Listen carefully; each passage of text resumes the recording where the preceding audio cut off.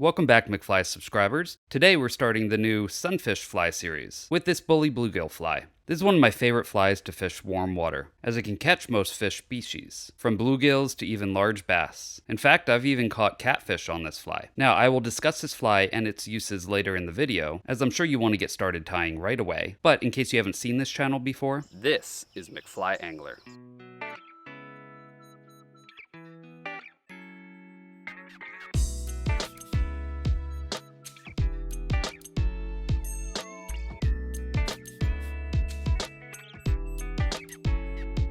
Starts now.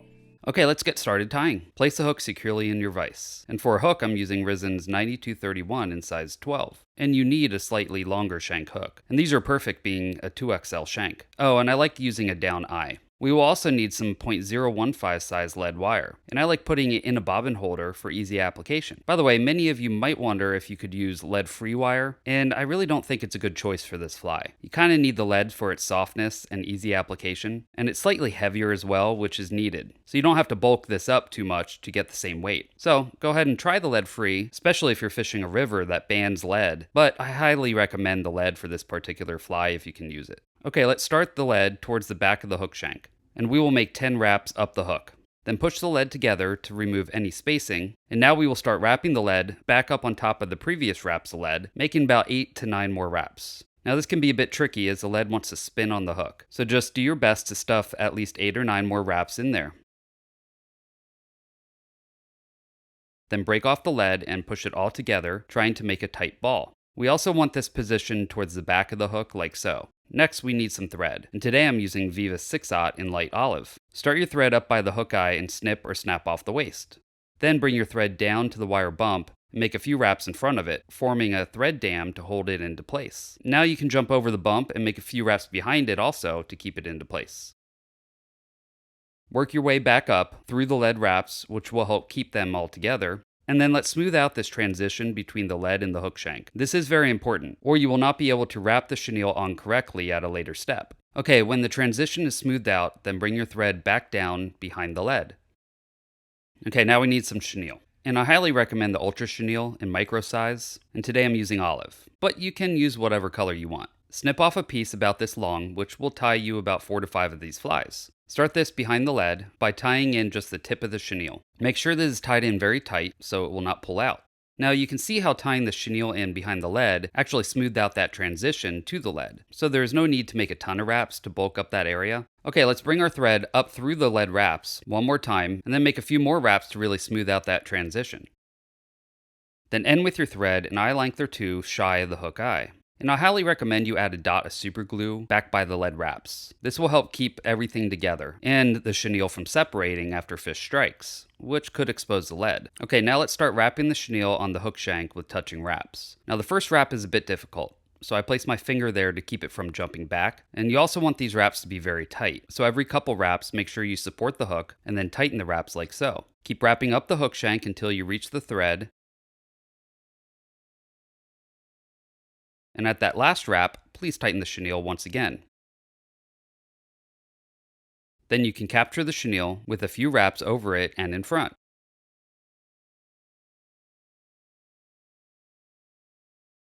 Now it's safe to snip off the chenille waist. Okay, let's clean up the head section, smoothing that out.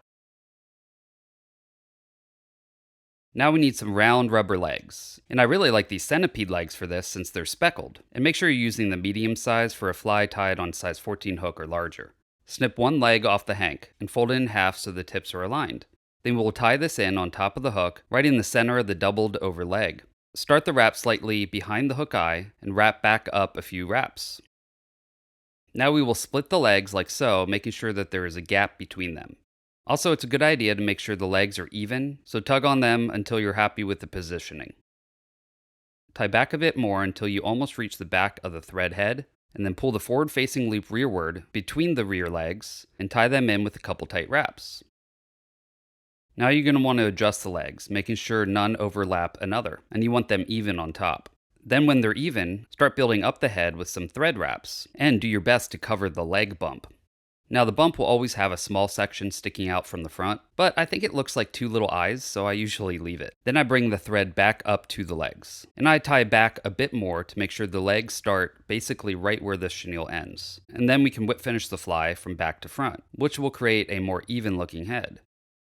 Clip the thread off, and then clip the loop as well, which will give you 4 legs sticking out the back. Then I like to cut these legs even, so that they extend back to about the back of the body. Now you can make these longer or shorter if you wish, but I like them this length. Now let's cement the head, and I really like this Solarez Ultra Thin for this fly. It has a handy paintbrush in the cap for easy application. So just paint a bit on the whip finish, covering the entire head on all sides. Now, the head is actually a design feature of this fly, and the Solarez resin gives it a nice glossy look. It will also cure very hard with UV light and leave no tackiness. And this stuff will make the fly very durable, and it looks great. Okay, well there we go, the finished bully bluegill. At first glance you might wonder, why is this one of my favorite flies? It doesn't look like much. In fact, it kind of looks like nothing. However, the full name is a bully bluegill spider because it imitates a spider, one that fell through the top water film, sinking to the bottom. And this fly actually sinks with the rear end down, and the rubber legs flutter up top as it sinks. And this action is irresistible to bluegill and other sunfish. However, I have caught other fish on this fly as well, including crappie and some good-sized largemouth bass. Out here in South Texas where I live, we have a native cichlid called the Rio, which absolutely love this fly. And I've even caught a catfish on this fly. Like I said, it's one of my favorite flies to fish in warm water, which is pretty much all we have out here in South Texas. Not only are they super effective, like I just stated, but you can see that they're extremely easy and quick to tie. And I can fill a box in less than an hour, and the small list of materials are very inexpensive as well. You really only need chenille, rubber legs, thread, and of course hooks. And if you get the resin hooks, you know you're getting high quality, but at a very good price. So for under like $15, you can fill 2 to 3 boxes of these flies. They're also quite versatile, and changing even just the thread color will make a big difference. Here is one with a black thread, which made the head black. And the head is a prominent part of this fly, but you can change other materials as well for different looks. Chenille comes in just about any color you can think of. The centipede legs come in many colors as well, many more than I even have here. You can get enough in each pack to tie 2 to 3 dozen flies. Now you can also go with these type of rubber legs, which come in many solid colors. They're a bit less expensive and you can get a lot more material as well. Now these say fine, but get the medium for this one as well. Many of you might ask about silicone legs, and personally I don't like them for this fly. They're flat, so they do flutter a bit more, but they're very fragile on this fly, and some fish are like little piranhas, so they will bite the legs off almost instantly. Now they come in really cool colors and styles, but to me, they're just too fragile to use on this fly. Now if you want more flutter, go with the small size round rubber legs instead, but like I said, I recommend the medium. Here are some examples of different color combos. This is tan chenille with brown and tan legs and a brown thread. Chartreuse chenille, which really tends to entice the sunfish, with black and white legs and a black head. And brown chenille with brown and tan legs and a black head. The color combos are really endless, and these are just a few examples. But you should get creative and try some other color combos to see what works best for you in your area. I mean, make the fly your own.